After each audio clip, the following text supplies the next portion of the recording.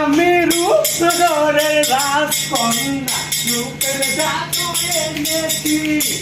Iran Turan পার হয়ে আর তোমার দেশে এসেছি আমি রূপনগরের রাজকন্যা রূপের জাদু এনেছি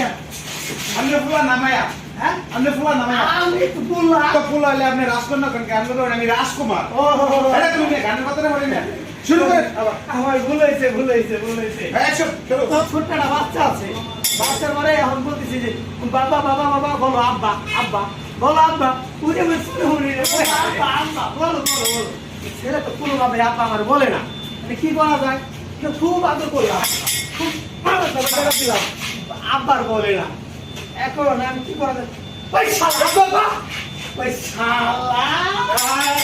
আচ্ছা আমরা এটা কি বুঝতে পারলাম বাচ্চাদের সামনে কখনোই গালি গালাজ করা যাবে না না দাদা দাদা ভাইয়া মনটা চূড়া কি খাইলে জানে তুমি জানো না আমি জানি না আরে বুকা তুমি যদি আসো এটা হচ্ছে আমাদের প্রাণের এক নম্বর সুস্বাদু খাবার ও দাদা তাই নাকি হ্যাঁ, এটা কি এটা হলো পি এটা কি এটা ডি এরপরে কি এটা হল মানে এল তাহলে কি হয়েছে পি ডি এল সবচেয়ে ভালো জিনিস হচ্ছে পিডিএফ পিডিএল আমরা আসামে সব না হ্যাঁ হ্যাঁ তারপরে আসামের রাস্তায় তুমি একটা ঢাকা খাইছো না আসার খাই বলে ওই লাগাইছো না? হ্যাঁ বলে গেছিলাম যদি আমরা কথা করতাম তাহলে তুমি এমনি করতাম না ও তার মানে পিডিএল এর রেসপন্স নিবেছে হ্যাঁ। ভালো রাস্তা পার হবে পিডিএল এর কর্মকর্তা যারা নম্র ভদ্র ভালো তারা তারা।